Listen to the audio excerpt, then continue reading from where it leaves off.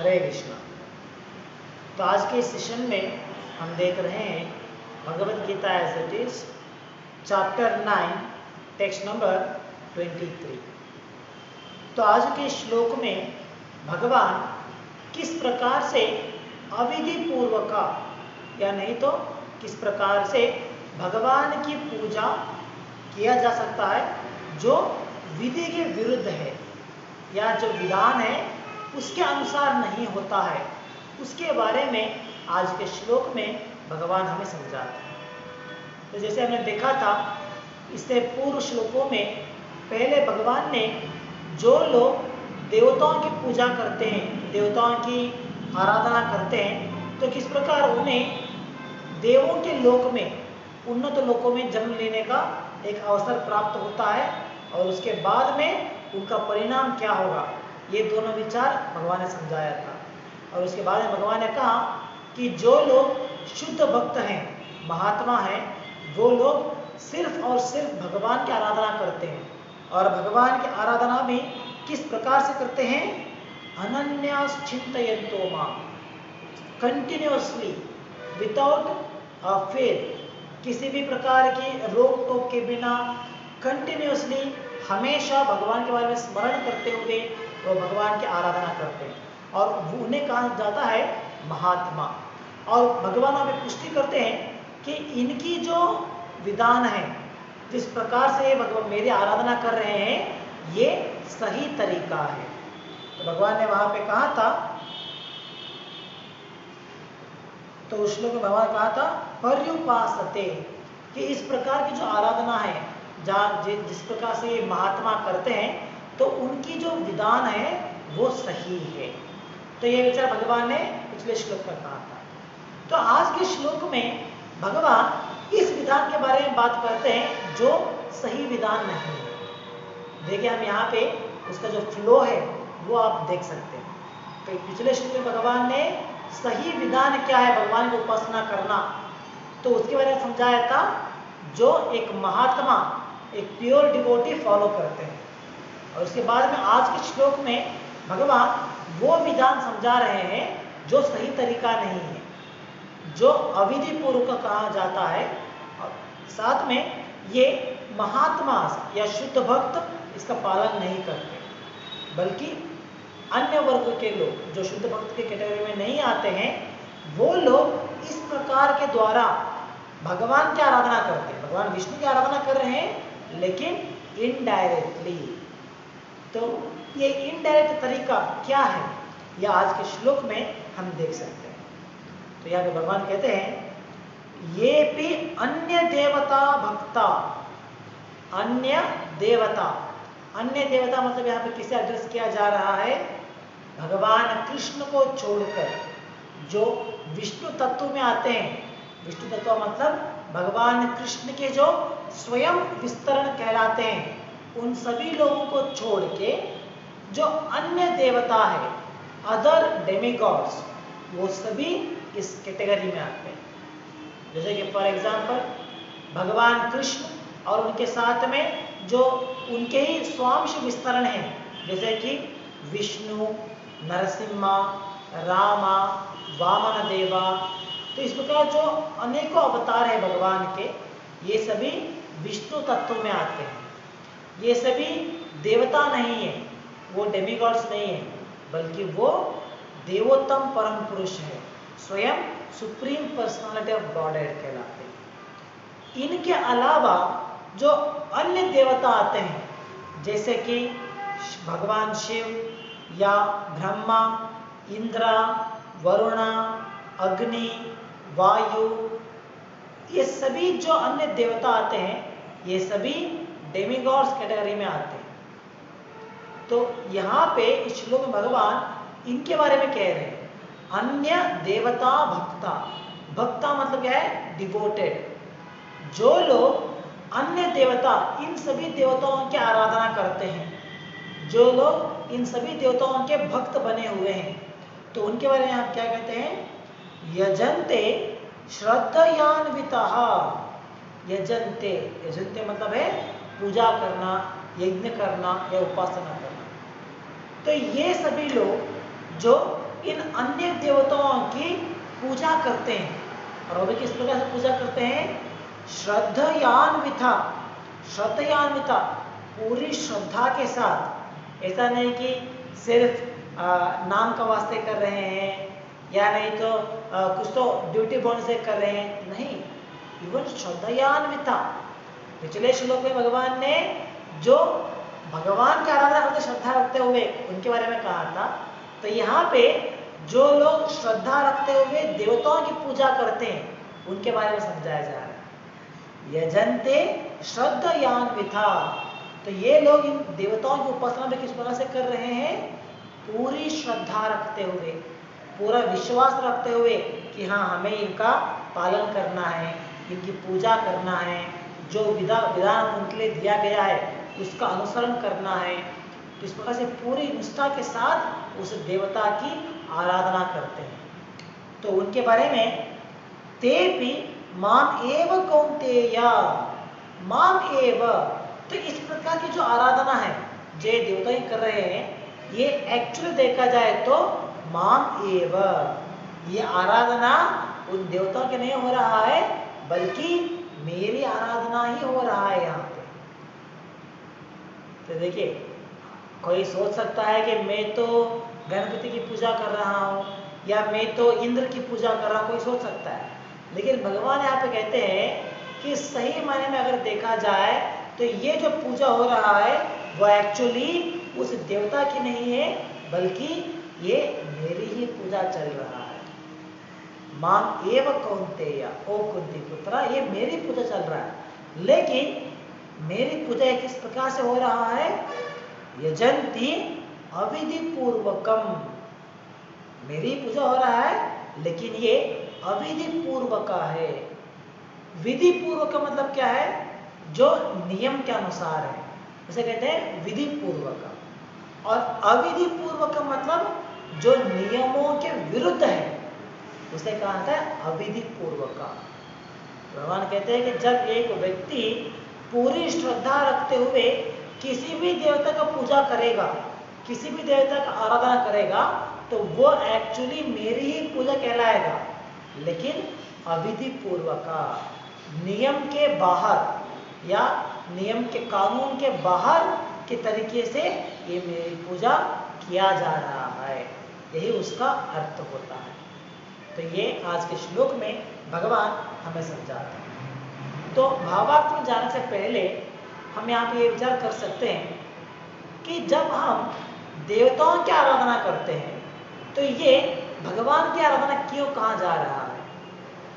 कोई सोच सकता है, अरे मैं तो इंद्र की पूजा कर रहा हूँ, मैं तो, मेरे मन में वैसा विचार नहीं है कि मुझे कृष्ण की आराधना करना है, मुझे ये पूजा कृष्ण के लिए देना था, ये विचार मेरे मन में है ही नहीं, मैं तो सिर्फ इंद्र की पूजा कर रहा हूँ।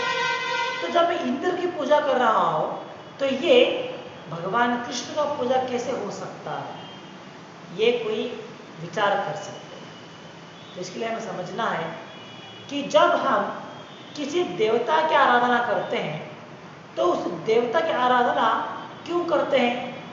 क्योंकि हमें किसी ना किसी प्रकार की इच्छा है, उस इच्छा को पूरी करने के लिए उस देवता की आराधना हम कर रहे हैं। तो हमें समझना है कि जब हमारी उस इच्छा को पूरी करने के लिए वो जब देवता हमें अस्तु करते हैं, हमारे लिए वो उस इच्छा को पूरी करने के लिए वो आशीर्वाद देते हैं, तो वो आशीर्वाद भी एक्चुअली उस देवता के द्वारा नहीं आ रहा, बल्कि वो भगवान कृष्ण के द्वारा आ रहा। किसी भी देवता भगवान के आज्ञा के बिना अपने आप स्वयं किसी भी प्रकार के वरदान नहीं दे सकते, ये उनकी पोजीशन ही नहीं है। तो जो भी वरदान आ रहा है तो वो भगवान कृष्ण के द्वारा ही आ सकता है। तो इसके लिए एक उदाहरण दे सकते हैं। अगर मान लीजिए, अगर आपको गवर्नमेंट के द्वारा कुछ एक सुविधा चाहिए, जैसे अगर आपको करंट कनेक्शन लेना है, नया घर आपने बनाया है तो आपको नया घर के लिए बिजली की कनेक्शन लेना है, तो आप क्या करेंगे? उनकी दफ्तर में जाएंगे, वहाँ पे एप्लीकेशन डालेंगे, जो उनका फीस है, गवर्नमेंट का जो फीस आता है, चलन आता है, उसे आप भरेंगे। तो उसके द्वारा क्या होगा, आपको कुछ दिनों के बाद बिजली की सुविधा मिल जाएगा, आप करें वहाँ से कनेक्शन ले सकते हैं। तो सोचिए, जब आप उस ऑफिस में जाएंगे तो वहाँ पे एक क्लर्क होगा, या नहीं तो AEE एक पोस्ट आता है जब वो व्यक्ति होगा, तो उनके पास जाकर आप एप्लीकेशन देंगे और उनके द्वारा आप ये सुविधा प्राप्त करेंगे। तो अगर आप सोचते हैं कि यार ये व्यक्ति कितना महान है, कितना उदार है ये व्यक्ति, देखिए जब मैंने इसे एप्लीकेशन दे दिया तो इसने हमारे लिए बिजली का कनेक्शन दे दिया। तो अगर आप उस व्यक्ति के बारे में ऐसा सोचेंगे तो क्या यह सही है? नहीं, बल्कि ये वो व्यक्ति जो अपना काम कर रहा है वहां बैठ के, बिजली की सुविधा वो किसने दिया है? एक्चुअली गवर्नमेंट ने दिया है, सरकार ने दिया है। तो सरकार ने दिया है, इसीलिए उस व्यक्ति के द्वारा आपको वो सुविधा मिल गई। तो आपको ये नहीं सोचना है अरे ये व्यक्ति इतना उदार है कि इसने हमें हमारे लिए बिजली का सुविधा करा दिया। नहीं, अगर हम सही प्रकार से देखें तो वो गवर्नमेंट का श्रेय जाता है कि उनके वजह से हमें ये बिजली का कनेक्शन मिला है। तो ये एक उदाहरण हो गया। इसी प्रकार से हम दूसरा एक उदाहरण भी देख सकते हैं। जैसे मान लीजिए, अगर आपके पिताजी ने या आपके कोई रिश्तेदार ने आपके लिए अमाउंट भेजा है, पैसा भेजा है एक स्पीड पोस्ट के द्वारा। तो स्पीड पोस्ट के द्वारा आपको एक 1000 रुपये आपको भेज दिया गया, और जब आपके घर पे वो पोस्टमैन आएगा, वो आके आपको कहेगा कि आपके लिए एक स्पीड पोस्ट आया है, तो अगर आप यहाँ पे एक साइन करेंगे तो मैं आपको 1000 रुपये दे दूंगा। 1000 रुपये वो क्यों देगा आपको? क्योंकि स्पीड पोस्ट के द्वारा किसी ने भेजा है आपके लिए, चाहे वो आपके पिताजी हो सकते हैं, आपके कोई रिश्तेदार हो सकते हैं, उन्होंने भेजा। तो इसीलिए अगर आपने यहाँ पे आपका साइन करेंगे और आपका आईडी प्रूफ देंगे तो मैं आपको ये 1000 रुपया दे दूंगा। तो सोच लीजिए, अगर आप ये सोचेंगे कि अरे ये पोस्टमैन देखिए कितना उदार व्यक्ति है, सिर्फ मेरे एक हस्ताक्षर के द्वारा ये मुझे 1000 रुपये देने के लिए रेडी हो गया है। तो अगर आप उस व्यक्ति को तारीफ करेंगे, पोस्टमैन को, और ये सोचेंगे कि ये इतना महान है, मैं इतना आभारी हूँ इसके प्रति, इसके ऋण में मैं आ गया, अगर ये आप सोचेंगे तो ये आपका मूर्खता होगा। क्यों? क्योंकि वो पोस्टमैन अपने जेब से आपको 1000 रुपये नहीं दे रहा है। ऐसा नहीं है कोई भी व्यक्ति आके उनके पास साइन करेगा तो वो अपने जेब से 1000 रुपये दे देगा, नहीं, बल्कि किसी ने भेजा है तो इसी कारण वो आपको वो 1000 रुपये दे रहा है। तो अगर इसका श्रेय किसको जाता है तो किसको जाएगा? वो व्यक्ति को जिसने आपको 1000 रुपये भेजा था, उन्हें इस बात का श्रेय जाना चाहिए। और पोस्टमैन के लिए क्या श्रेय जाना चाहिए कि हाँ, इस व्यक्ति ने अपना जो कर्तव्य था वो सही प्रकार से निभा रहा है, इतना ही श्रेय उनको जाएगा। तो इस प्रकार अगर आप पोस्टमैन की तारीफ करेंगे या पोस्टमैन के लिए वो श्रेय दे देंगे तो वो कहाँ जाएगा? अविधि पूर्वक। तो वो जो तारीफ आप पोस्टमैन के लिए कर रहे हैं वो एक्चुअल तारीफ किसके लिए है? उस व्यक्ति के लिए जिसने आपको 1000 रुपया भेज दिया, उनकी तारीफ है। लेकिन आप इनके द्वारा उन्हें दे रहे हैं, आपको ये ज्ञात भी नहीं है कि आप उन्हें दे रहे हैं, आप तो उस पोस्टमैन को दे रहे हैं उस तारीफ को। देखिए वो एक्चुअल श्रेय जाता है उस आदमी के लिए जिसने आपको वो 1000 रुपया भेजा था। तो इसे कहा जाता है अविधि पूर्वक। तो जो व्यक्ति दे रहा है सिर्फ उन्हें आप रिकॉग्नाइज कर रहे हैं, लेकिन जिसने भेजा है, जिसके कारण की वजह से ये दे रहा है, उन्हें आप आइडेंटिफाई नहीं कर पा रहे, उन्हें आप रिकॉग्नाइज नहीं कर पा रहे। तो ये हमारी मूर्खता कहलाता है। इसीलिए इससे पहले चैप्टर में ही, 7th चैप्टर में भगवान ने कह दिया था कि जो लोग अन्य देवता की आराधना करते हैं उन्हें लेस इंटेलिजेंट कहा गया था। दे आर लेस इंटेलिजेंट, और साथ में वो अपनी इंद्रिय तृप्ति के लिए इस प्रकार से देवता की आराधना करते हैं। ये विचार भगवान ने पिछले अध्याय में ही, 7th चैप्टर में ही भगवान ने क्लैरिफाई कर दिया। तो भावार्थ हम देख सकते हैं, भावार्थ के प्रारंभ में प्रभुपाद उसी श्लोक का अनुवाद यहाँ पे दे रहे हैं। भगवान ने कहा था कि लेस इंटेलिजेंट पर्सन, जिनकी बुद्धि क्षमता बहुत कम होता है, वो लोग अन्य देवता की आराधना करते हैं। तो ये जो विधान है भगवान अन्य देवता की आराधना करना, ये इनडायरेक्टली मेरी पूजा करने के ही बराबर है।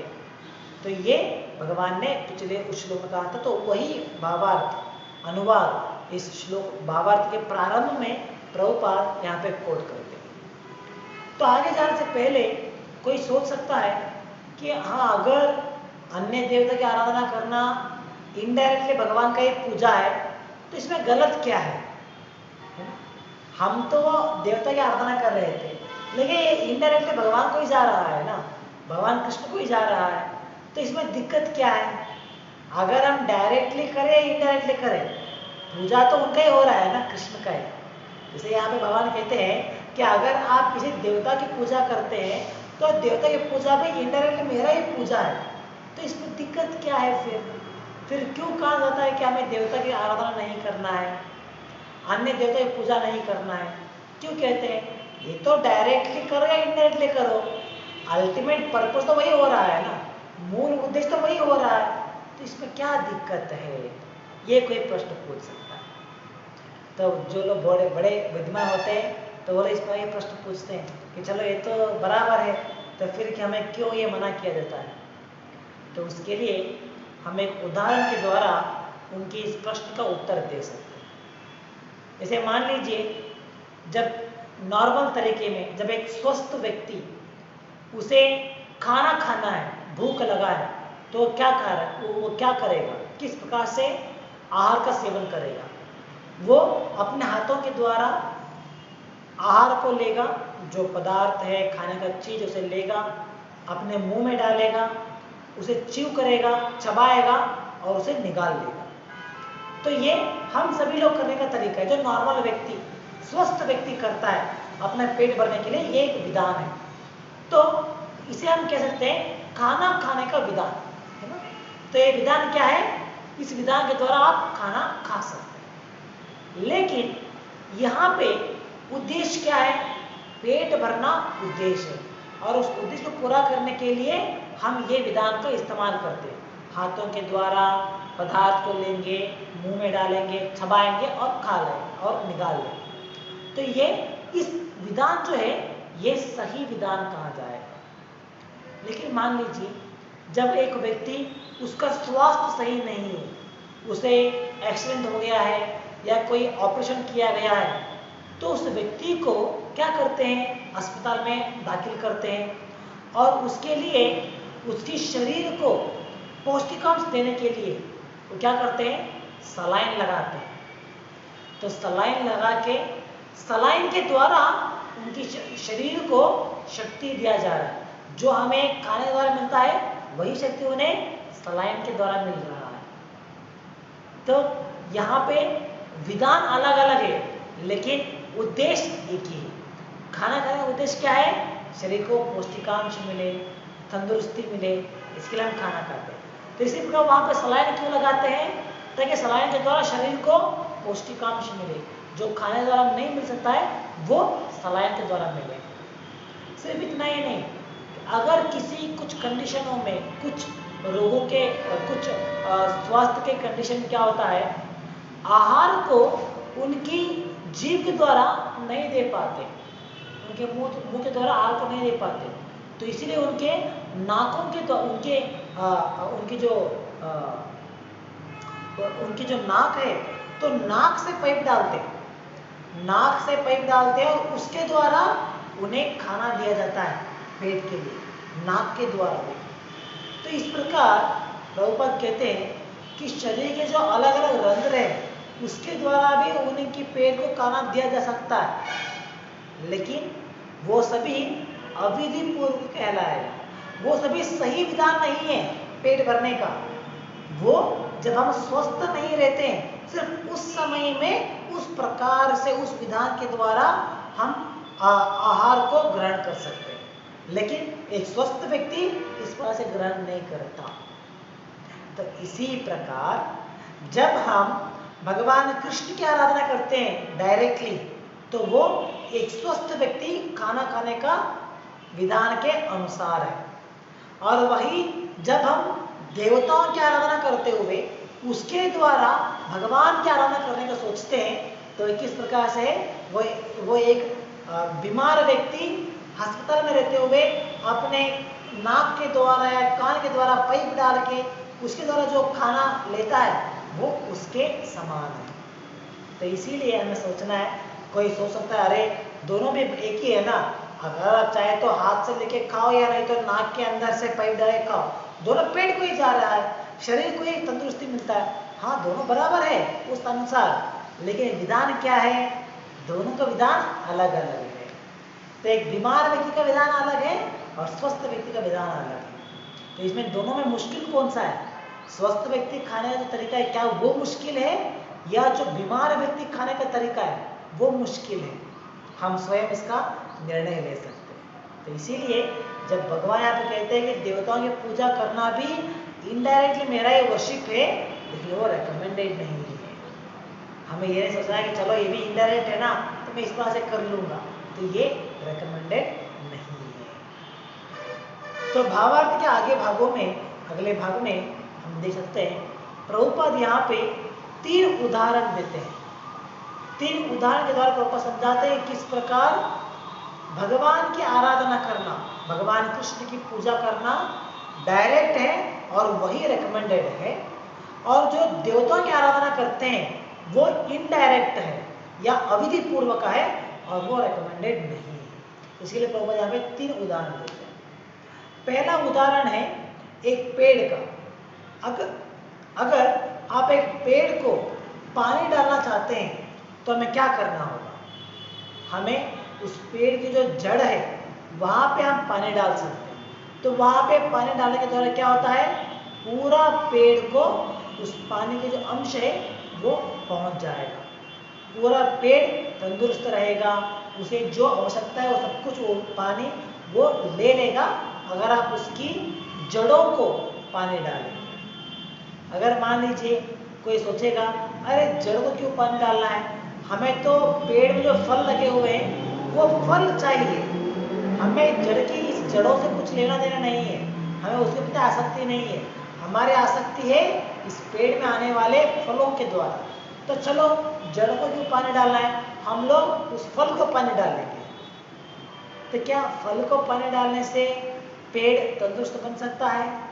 पॉसिबल नहीं। या उस फल को पानी डालने से वो फल तंदुरुस्त बन सकता है?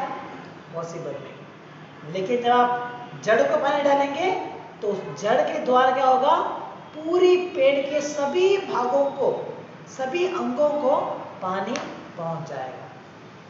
तो इसी प्रकार भगवान कृष्ण की आराधना करना जो है वो डायरेक्ट वर्शिप है। जब भगवान कृष्ण की आराधना करेंगे तो वो डायरेक्टली भगवान को पहुंच जाएगा और भगवान की आराधना करते हुए उनके द्वारा इन सभी देवी देवता वे प्रसन्न हो जाएंगे, क्योंकि आप भगवान कृष्ण की आराधना करें। तो भगवान कृष्ण यहाँ पे उस पेड़ की जड़ जैसे, तो उनकी आराधना करेंगे तो सभी देवी देवता, सभी आपके पितृ जो आपके एंसेस्टर्स है वो सभी लोग प्रसन्न हो जाएंगे अगर हम भगवान कृष्ण की आराधना करें। तो इसी प्रकार दूसरा उदाहरण है हमारी पेट का। तो जब हम खाना खाते हैं तो क्या होता है, खाना हमेशा पेट को ही जाएगा, लेकिन उसके बाद में जो शक्ति है वो पूरे शरीर में फैल जाएगा। अगर मान लीजिए अगर हम सोचेंगे कि अरे हमें खाने को पेट को ही क्यों देना है, हम खाना पेट को नहीं देंगे बल्कि मैं अपने हाथ के द्वारा उसका मजा लूंगा या अपने नेत्र के द्वारा उसका मजा लूंगा, तो इससे क्या हमारी शरीर तंदुरुस्त बन सकता है? पॉसिबल ही नहीं। इसके लिए प्रभुपाद एक कहानी सुनाते हैं, बहुत ही फेमस कहानी है प्रभुपाद की। प्रभुपाद कहते हैं कि मान एक बार क्या हुआ, हमारे शरीर के जो अलग अलग अंग हैं, अलग अलग हिस्सा, वो सभी स्ट्राइक पे चले गए। जैसे हाथ है, पाँव है, कान, नाक, हमारे और नेत्र, तो इस प्रकार सभी अलग अलग अंग जो है वो सभी स्ट्राइक पे चले गए। तो उनका स्ट्राइक करते हुए उन्होंने सोचा, उन्होंने स्ट्राइक किया कि हम लोग इतना मेहनत करते हैं, इतना एफर्ट डालते हैं और जब खाना मिलता है तो एंजॉय कौन करता है? सिर्फ पेट एंजॉय करता है।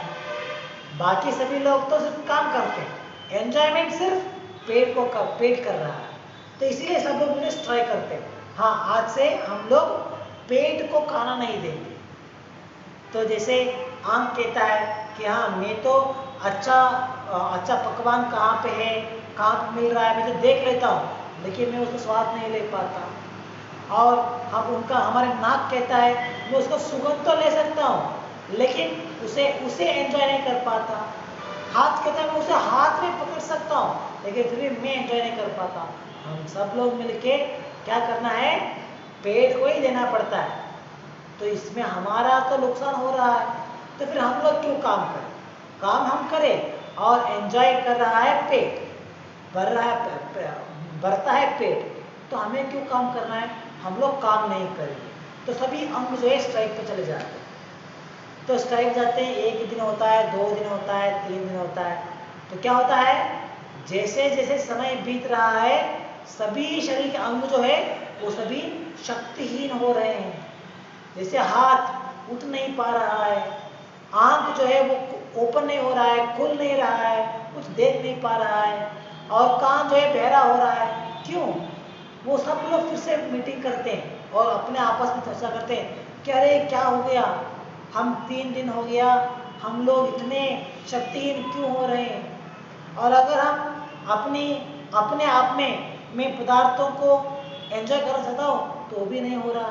से मान लीजिए अगर आप हाथ के द्वारा किसी खाने को एंजॉय करना चाहते हैं, आपको एक केक दिया गया है तो आप उस केक को एंजॉय करना चाहते हैं, तो क्या होगा? हाथ से आप हाथ से पकड़ सकते हैं, उसे स्क्वीज कर सकते हैं, हाथ से खेल सकते हैं। तो ये क्या हुआ? एक्चुअली हाथ एंजॉय कर रहे हैं उससे? पॉसिबल ही नहीं है। तो इस बार सभी लोग मिलके फिर से चर्चा करते हैं और तब उन्हें समझ में आता है कि एक्चुअली पेट का काम क्या है। जब हम सभी लोग मिलके पेट को खाना देंगे तो क्या होगा? पेट के द्वारा हम सभी लोगों को एनर्जी मिलेगा, शक्ति मिलेगा। तो इसीलिए हमें सभी को मिलके पेट को भरना है, और पेट को भरने से हम सभी शरीर का पूरे सभी अंग जो है वो तंदुरुस्त हो सकते हैं। तो इस प्रकार प्रभुपाद इस कहानी के द्वारा हमें समझाते हैं कि जब हम पेट को भरेंगे तो पेट को भरने से सभी अंग जो है वो तंदुरुस्त हो सकते हैं। अगर पेट को भरने का छोड़ के अगर हम अलग अलग अंगों के द्वारा इसे एंजॉय करने का प्रयास करेंगे तो पॉसिबल है। आपके सामने खाना रख दिया जाएगा और आपको कहा जाएगा कि आप खाने को देख सकते हो, सूंघ सकते हो, पकड़ भी सकते हो, लेकिन आप इसे खा नहीं सकते। तो ये आपको रिस्ट्रिक्शन है। तो क्या ये एक्चुअली एंजॉयमेंट मिलेगा इसमें आपको? इसमें किसी प्रकार का सुख मिलेगा आपको? नहीं। सुख जब मिलेगा जब आप उसे खाएंगे, तभी सुख मिलेगा। तो इस प्रकार भगवान कृष्ण की आराधना करना जो है वो पेट को भरने के बराबर है, और अन्य देवताओं की आराधना करना जो है वो सभी अलग अलग अंग अपने आप एंजॉय करने का बराबर है। तो इसीलिए हमें समझना है इस दूसरे एग्जाम्पल के द्वारा कि जब हम भगवान कृष्ण की आराधना करेंगे तो उससे सभी देवता प्रसन्न हो जाएंगे, तो उनकी आराधना करने का बराबर हो जाएगा। तो इसी प्रकार तीसरा एग्जाम्पल प्रभुपाद यहाँ पे देखते हैं। जैसे एक गवर्नमेंट ऑफिस में एक क्लर्क है, जो हमने पहले एग्जाम्पल दिया था एक बिजली के कनेक्शन के लिए। तो एक गवर्नमेंट के ऑफिस में जो एक क्लर्क होते हैं या जो भी वहाँ पे अधिकारी है, वो सभी गवर्नमेंट के नियम के अनुसार वहाँ पे काम करते हैं। जो गवर्नमेंट जो भी नियम बनाता है कि हाँ 10 से 5 बजे ऑफिस का टाइमिंग है तो उसका पालन करते हैं। और जो गवर्नमेंट नियम बनाता है कि जो लोग एप्लीकेशन लेके आते हैं उसे कैसे प्रोसेस करना है, क्या आगे करना है, क्या नहीं करना है, सभी नियम सरकार बनाता है और सरकार के उस नियमों का पालन करते हैं वहाँ पे रहने वाले अधिकारी। तो अधिकारी अपने आप कुछ नियम नहीं बना सकते, ऐसा नहीं कि एक क्लर्क कहेगा अरे 10 से 5 बजे का काम मुझे नहीं होगा, मैं रात को 6 बजे आऊँगा और 9 बजे 10 बजे तक काम करूँगा, तो अपना एक टाइम नहीं बना सकता। उन्हें क्या पालन करना है? सरकार का नियम को पालन करना है। तो सरकार का नियम उस अधिकारी को भी पालन करना है और सभी एक सामान्य व्यक्ति को भी पालन करना होगा। हम ये नहीं कह सकते कि अरे मैं 10 बजे नहीं जा सकता हूँ कुछ काम के लिए, तो मैं 6 बजे जाऊँगा ऑफिस को काम के लिए, तो मुझे वहाँ पे अधिकारी मिलना चाहिए। नहीं हो सकता। अधिकारी कहेगा अरे ये टाइमिंग नहीं है, आपको सवेरे आना पड़ेगा काम के लिए। तो इस प्रकार नियम कौन बना सकते हैं? सिर्फ सरकार बना सकता है और उसका पालन हम लोग कर सकते हैं, अधिकारी कर सकते हैं। अधिकारी कोई भी नियम नहीं बना सकते। तो इसी प्रकार एक देवी या देवता अपने ही नियम नहीं बना सकते। जो भी नियम बनाते हैं स्वयं भगवान कृष्ण बना सकते हैं और उन नियमों का पालन इन देवी देवताओं के द्वारा किया जाएगा। और जैसे हमने ये एग्जाम्पल पहले ही दिया है कि अगर आपको उस ऑफिसर के द्वारा कुछ सुविधा मिल रहा है तो एक्चुअली कौन सैंक्शन कर रहा है? सरकार सैंक्शन करता है। सरकार सैंक्शन करता है इसलिए आपको उसके द्वारा मिल रहा है, ऐसा नहीं कि वो आपके ऊपर कुछ एहसान कर रहा है। तो ये हमें समझना चाहिए। अगर कोई व्यक्ति सोचेगा कि मैं कुछ ब्राइब दे के, मैं कुछ इन्हें रिश्वत दे के अपना काम करा दूंगा, तो एक्चुअली गवर्नमेंट के अनुसार ये अपराध है। एक ऑफिसर को रिश्वत देना ये गंभीर अपराध माना जाता है, तो उसके लिए सजा हो सकता है, हमें भी सजा हो सकता है, उस अधिकारी को भी सजा हो सकता है। तो इसी प्रकार अन्य देवताओं की आराधना करना जो है वो एक प्रकार से अपराध है, वो एक्चुअली रेकमेंडेड नहीं है। रेकमेंडेड क्या है? गवर्नमेंट क्या कहता है? अगर आपको ये काम होना है तो आप चलन भरिए, सरकार को पैसे जमा कीजिए, सरकारी जो खजाना है वहाँ पे आप जमा कीजिए चलन के द्वारा, तभी आपका काम होगा। वो विधि पूर्वक है, वो सही तरीका है। अगर आप कोई कहेगा कि आप उसके जो अधिकारी है उसका जेब भरिए, उसका जेब गर्म कीजिए तब आपका काम हो जाएगा, तो वो अपराध कहा जाएगा, वो अविधि पूर्वक कहा जाएगा। तो कोई सोच सकता है अरे इस प्रकार से काम हो जाएगा, सही है काम हो जाएगा, लेकिन वो सही तरीका नहीं है, वो अविधि पूर्वक है। इससे उसको भी नुकसान है और आपको भी नुकसान है। तो इसी प्रकार जब हम भगवान कृष्ण की आराधना करते हैं तो वो सही तरीका है, वो डायरेक्ट प्रोसेस है। और जब हम देवी देवताओं की आराधना करते हैं तो वो इस ऑफिसर की पूजा करना या ऑफिसर को रिश्वत देने का बराबर होता है। तो इसीलिए आज के श्लोक में भगवान इस विषय को क्लियर करते हैं कि जो लोग पूरी श्रद्धा रखते हुए अन्य देवताओं की आराधना करते हैं तो वो एक्चुअली पूजा जो है वो मेरा ही पूजा हो रहा है, लेकिन वो अविधि पूर्वक है, वो शास्त्रों के या नियमों के विरुद्ध है। तो इसीलिए एक भक्त या प्योर डिवोटीज, एक महात्मा इस प्रकार की आराधना करने में वो आसक्ति नहीं दिखाते। किसी भी देवता की पूजा करते हुए उसके द्वारा भगवान की आराधना करने में वो आसक्ति नहीं दिखाते, बल्कि वो डायरेक्टली भगवान कृष्ण की पूजा करने में आसक्ति दिखाते हैं। और वही इसीलिए उन्हें उनकी जो तरीका है पूजा करने का उसे सही तरीका कहा गया है पिछले श्लोक। तो ये सभी विचार आज के श्लोक में हम समझ सकते हैं। तो यहाँ पर समाप्त करेंगे आज के लिए। ग्रंथराज श्रीमद् भगवद गीता की जय। जगत गुरु श्री पाद की जय। हरे कृष्ण।